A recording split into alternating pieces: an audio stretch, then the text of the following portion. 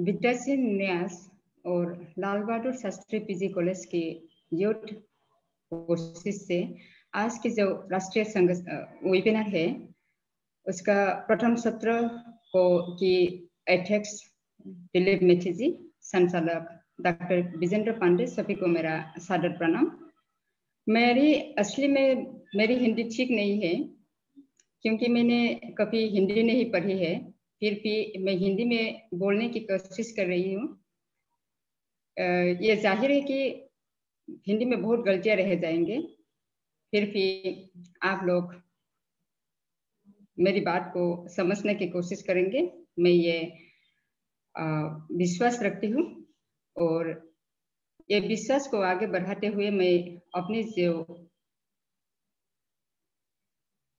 विषय बोरो भाषा और साहित्य पर समूह विवरण देना शुरू कर रही हूँ।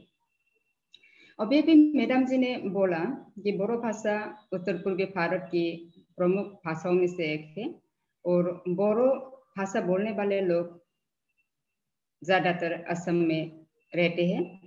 असम के अलावा भी उत्तर बंग के कोई जिलों और नेपाल में भी बोरो बोलने वाले लोग पाए जाते हैं, परंतु नेपाल में उन्हें मेचे और बंगाल में मेच नाम से वो लोग जाने जाते हैं।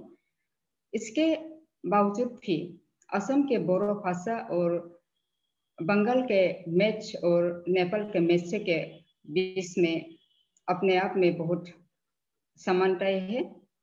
एक दूसरे अपने भाषा को समझ सकते हैं, अपने आप में शाब्दिक, इसके अलावा वाक्य आदि सब विविधताओं में एक समानताएं हम पाते हैं। बोरो भाषा की बात जब बोलने के लिए हम आगे बढ़े तो ये बात बोलना फिर जाहिर है कि असम में बोरो भाषा बोलने वाले की संख्या 2011 की लपीएल के अनुसार 16 लाख से ज्यादा पाए जाते हैं। और ये भाषा पहले तो जिसे हम बोली बोलते थे, डायलेक्ट बोलते थे, पर धीरे धीरे अपनी कोशिश के तौर पर बोरो भाषा आज एक भारत की प्रधान भाषाओं में से एक मानी जाती है। विश्वविद्यालय, गुवाहाटी विश्वविद्यालय, कटन विश्वविद्यालय जो गुवाहाटी में स्थित है, बोडोलैंड विश्वविद्यालय और डिब्रूगढ़ विश्वविद्यालय में बोरो भाषा पीजी क्लास में पढ़ाया जाता है। इसके अलावा असम के अलग अलग कॉलेजों में बोरो भाषा को MIL इलेक्टिव और मेजर के तौर पर पढ़ाया जाता है। और आप लोग सभी जानते हैं कि बोरो भाषा 2005 से भारत की एक प्रमुख भाषा में अपना जगह पा चुके हैं। और इसके साथ साथ ही बोरो भाषा साहित्य अकादमी में भी 2005 से बोरो भाषा को साहित्य अकादमी में अंतर्गत किया गया है। और इसके साथ ही संघ लोक सेवा आयोग, असम लोक सेवा आयोग आदि की जो परीक्षाएं है, इसमें मैं भी बोरो भाषा अपनी जगह प्राप्त कर चुकी है। इसके बाद में बोरो भाषा में जो लिपियां है इसके बारे में थोड़ा बोलना चाहूंगी। बोरो भाषा में अपना कोई लिपि नहीं है। पहले जब बोरो लोगों ने लिखना शुरू किया था राजा महाराजाओं के दिनों में, तो एक बात हमको जानने को मिलते हैं कि इसमें एक लिपि थी जिसका नाम देवठाई था, परंतु इसका कोई नमूना हमको आज नहीं मिलते हैं। इसलिए बोरो लोगों ने जब अपने भाषा से लिखना शुरू किया 20वीं सेंचुरी की शुरुआत में, 20वीं शताब्दी की शुरुआत में, तब उन लोगों ने असमिया और बांग्ला लिपि को ही अपना लिपि मान लिया और बांग्ला और असमिया जो लिपि होता है इस लिपि से ही लिखना शुरू कर दिया था। इसके बाद 1974-75 के समय में असम में एक लिपि आंदोलन हुआ बोरो लोगों के बीच। के लिपि आंदोलन से उन लोगों ने रोमन लिपि की मांग की थी, पर सरकार ने रोमन लिपि तो नहीं दिया। इसके बाद रोमन लिपि के लिए जो कोशिश किया गया था, जो स्ट्रगल किया गया था, इसमें 18 लोग शहीद हो गए, परंतु बोरो लोगों ने जो मांगा था रोमन लिपि को नहीं मिला और रोमन लिपि के बदला उन लोगों को देवनागरी लिपि दिया गया और 1974-75 से लेके आज तक बोरो लोग जब अपने भाषा साहित्य को लिखते हैं तो वो लोग देवनागरी लिपि से ही लिख के आए हैं। और बोरो भाषा का जो लिखन है अब देवनागरी से ही चल रही है, परंतु कोई कोई लोग अब भी रोमन स्क्रिप्ट से भी अपना लिखन चलाते हैं, परंतु ये बहुत कम होते हैं। इसलिए हमारा जो स्क्रिप्ट है अब देवनागरी से ही चल रही है। और उसके बाद मैं बोरो भाषा की कुछ विशेष वैशिष्ट्यों के बारे में आप लोग को अवगत करना चाहूंगी। बोरो भाषा जो होता है इसका एक विशेष वैशिष्ट्य ये है कि हमारे बोरो भाषा में अ, जैसे कि आप लोग हिंदी में बोलो में जैसा ओ लिखता है, पर हम इसको बोलने में हम बोलो नहीं बोलेंगे, बोलो बोलेंगे।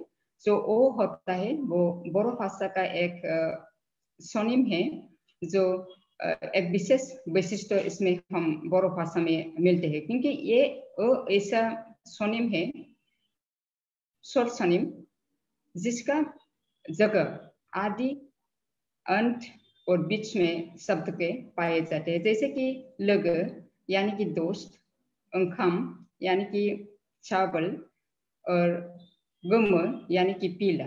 इसमें शुरुआत में, शब्द के शुरुआत में, बीच में और अंतर में ये अ का प्रयोग बहुत बोरो भाषा में होते हैं। इसके बाद बोरो भाषा का एक और वैशिष्ट्य है, ये है तान का व्यवहार, स्वर का व्यवहार। ये बोरो भाषा का एक विशेष महत्व रखते हैं ये तान, और इसको हम बोरो भाषा में शाब्दिक टोन के तौर पे मिलते हैं। और ये बोरो भाषा में शब्द के शुरुआत में, बीच में या अंतर में भी हम इस तान का व्यवहार बोरो भाषा में देखने को मिलते हैं। और ये तान के व्यवहार से बोरो भाषा में एक ही स्पेलिंग का शब्द अलग अलग अर्थ प्रकाश कर सकते हैं। जैसे कि जा, जब हम जा बोलेंगे तो ये होगा खाना, और जा होने से होना। तो ये अलग अलग अंतर हमको देखने को मिलते हैं।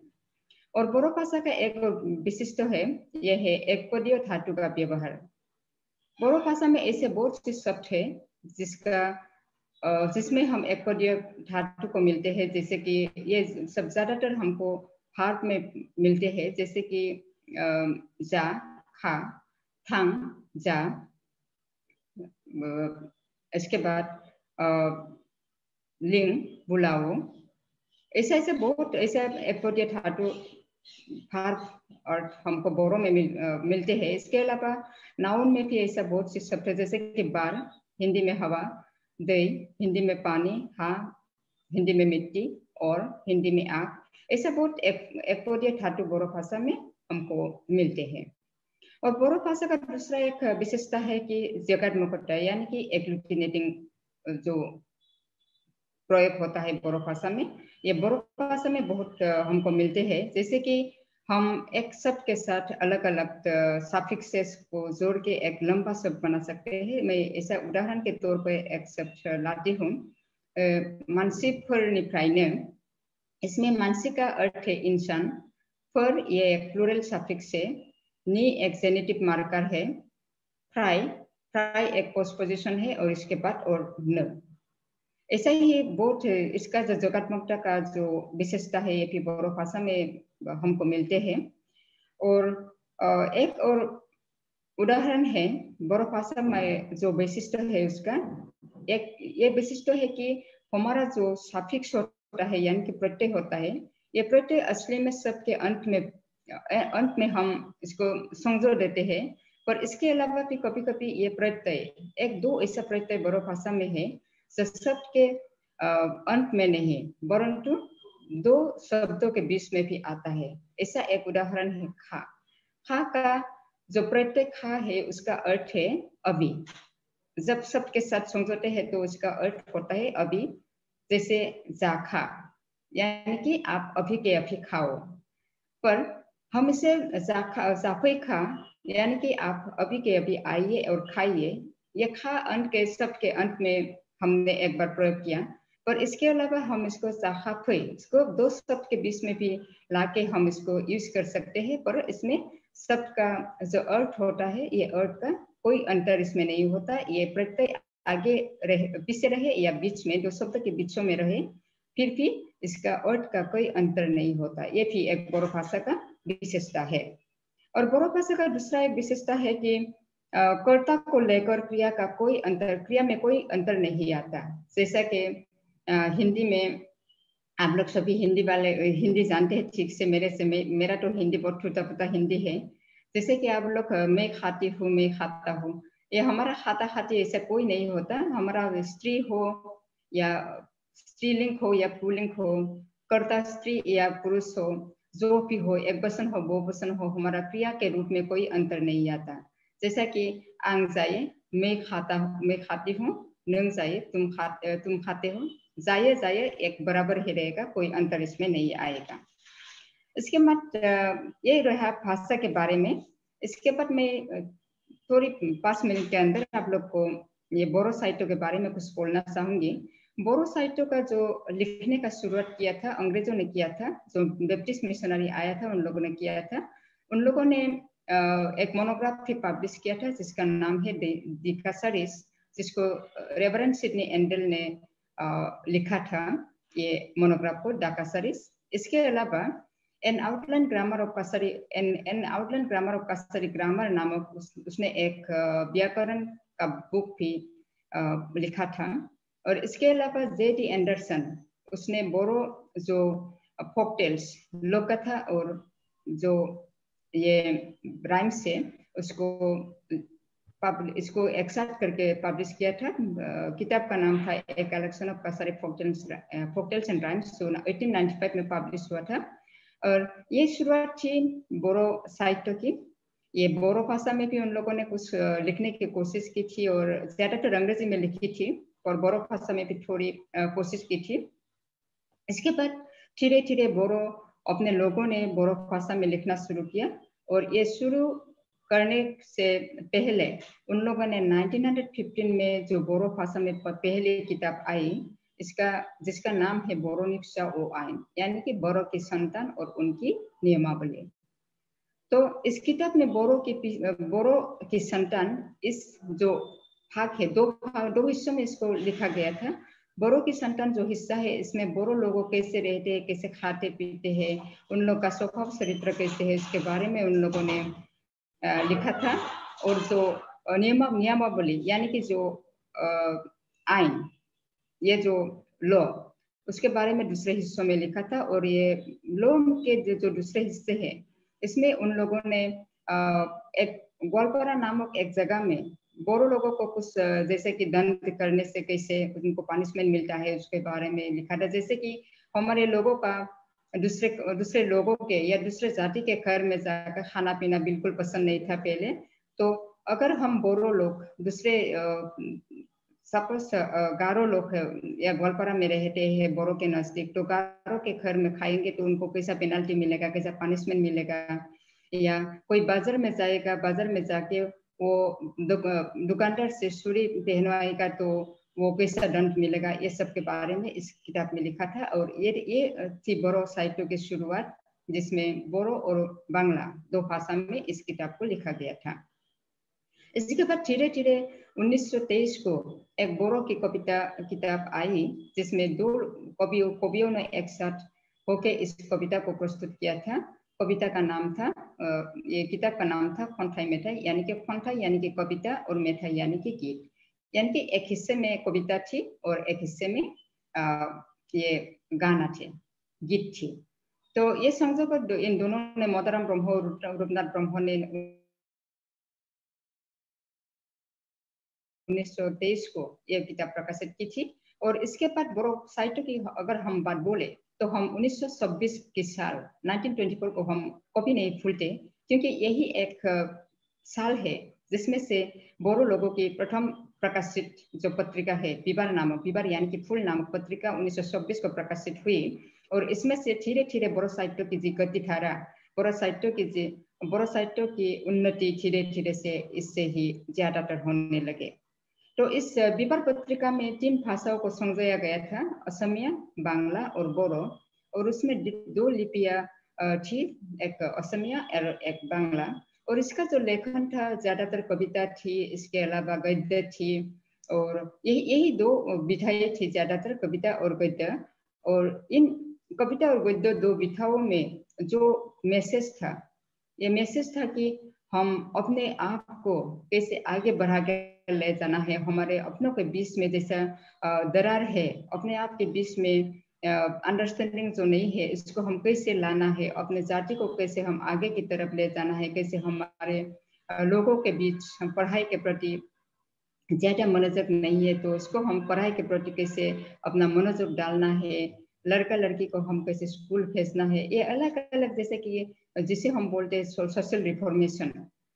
ये सोशल रिफॉर्मेशन के बारे में ज्यादातर इस पत्रिका में लिखन इसमें इंक्लूड किया गया था।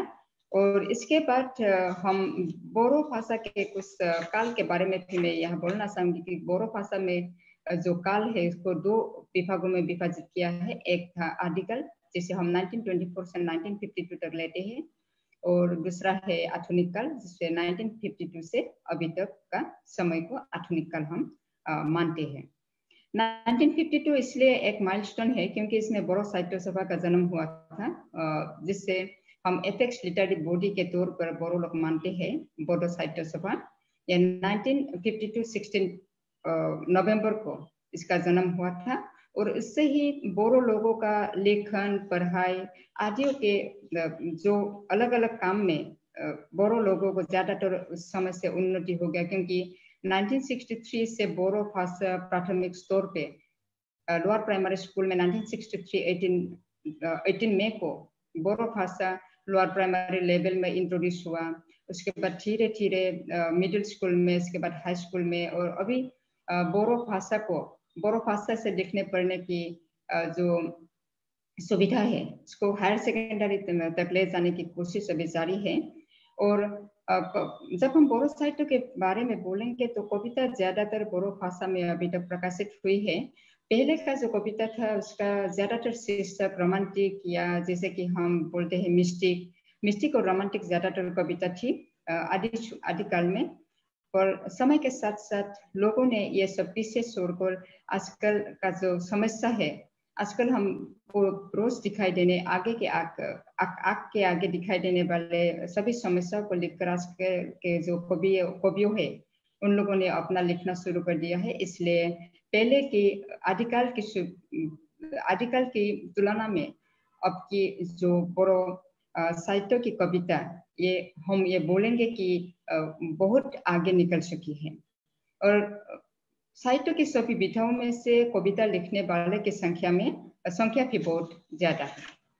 इसके बाद लघु कहानी तो 20वीं शताब्दी की 70 के दशक में ही लघु कहानी बोरो में एक किताब के आकार में प्रकाशित हुई थी। पर इसके आगे भी 1938 में एक लघु कहानी बोरो के बीच में एक किताब में प्रकाशित हुई थी जिसका नाम था आबारी एक लड़की का नाम, जो एक लंगड़ी लड़की थी, उसके जीवन को लेकर, उसके शादी को लेकर ये लघु कहानी प्रस्तुत किया गया था, जिसका लेखक थे ईशान चंद्र मुसाहारी। इसके बाद 20वीं शताब्दी की 70 के दशक में चित्तरंजन मुखर्जी के हाथों में एक लघु कहानी की किताब प्रकाशित हुई जिसका नाम था फीमेल मिजिंग, जिसमें 3 लघु कहानियां इसमें सम्मिलित किया गया था।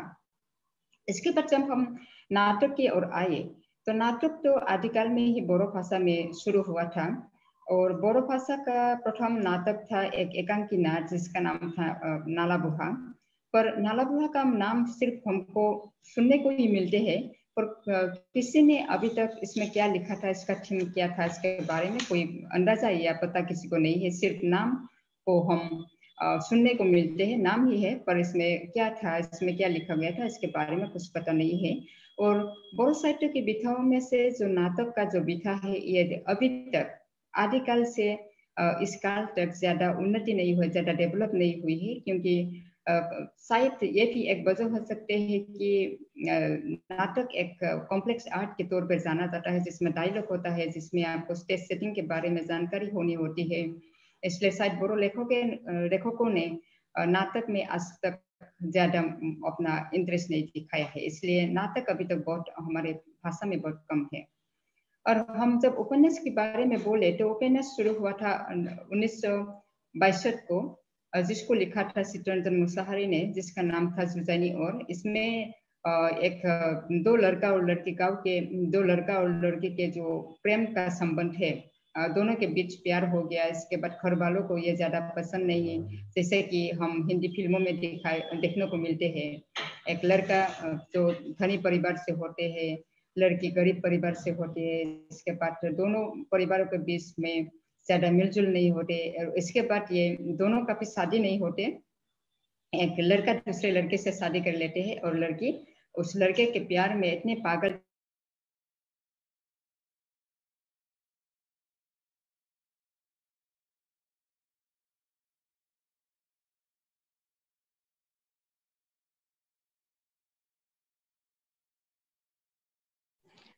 तो और इसके बाद अलग अलग लिखना शुरू किया। पर बोलना चाहूंगी कि बोरो भाषा में आजकल पुरुषों की तुलना में जो महिला उपन्यासिकों की संख्या बहुत कम है। आज भी हम 2-3 ऐसे उपन्यासिक ही मिलते हैं, उपन्यासिका के नाम ही मिलते हैं, और महिलाओं के बीच women writers, as a women writers. पर इसके तुलना में जो मेल राइटर्स है उनका नंबर बहुत ज्यादा है। और आजकल धीरे धीरे बोरो उपन्यासकों ने अपना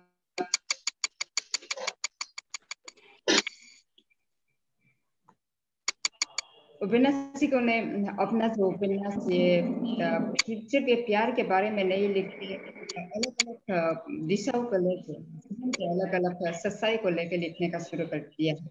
और गद्य के बारे में जब हम बोलेंगे तो गद्य बोरो भाषा में अभी बहुत कम लोग लिखते हैं, क्योंकि गद्य बहुत एक क्या बोलेंगे कि हम ताप होते हैं, इसलिए गद्य लिखने वालों की कम संख्या अभी बोरो भाषा में, बोरो साहित्य में बहुत कम है। फिर भी कोई कोई लोग जैसे कि मनोरंजन लाहिड़ी, ब्रजेंद्र कुमार ब्रह्म, और कोई लेखक ने गद्य में अपना हाथ आजमाया। और इसके अलावा बोरो साहित्य में यात्रा वृत्तांत, जीवन चरित और आत्मजीवन चरित, जीवन चरित के तुलना में आत्मजीवन चरित बहुत बोरो भाषा में बहुत कम है, क्योंकि शायद ये एक बात हो सकती है कि अपने जीवन के बारे में खुल के किसी को लिख के जानकारी देना बोरो लोग को ज्यादा पसंद नहीं है, इसलिए आत्मजीवन चरित अभी बोरो भाषा में बहुत कम है। और एक मैसेज आया है कि समय का ध्यान रखें। ऐसा तो बहुत मेरा 22 पेज भेजा था। अभी मैं लास्ट में ये बोलना चाहूंगी कि बोरो भाषा और साहित्य अभी धीरे धीरे आगे बढ़ने लगा है, कि कुछ शुरू में अंतर्गत होने के बाद बोरो लोगों ने के बीच थोड़ा जागरूक आया है, और इसलिए बोरो लेखकों ने भाषा साहित्य सभी दिशाओं में अपने हाथ अपनाया है, अपने भाषा साहित्य का आगे ले जाने के लिए बहुत प्रयास की है। और इस प्रयास जारी रहने से हम ये कहेंगे कि बोरो लोगों का जो भाषा और साहित्य ये एक दिन ऐसे स्टेज पर जाएगा, जैसे हम अलग अलग भाषाओं को देखने को मिलते हैं, ऐसा ही एक जगह बोरो भाषा और साहित्य भी एक दिन में प्राप्त करेंगे, हमारा ये आशा है। और इस आशा के साथ और आप लोगों ने हमको यहाँ पे अपना वक्तव्य रखने का ये मौका दिया, इसलिए आप सबका आभारी है। और इसके साथ अपना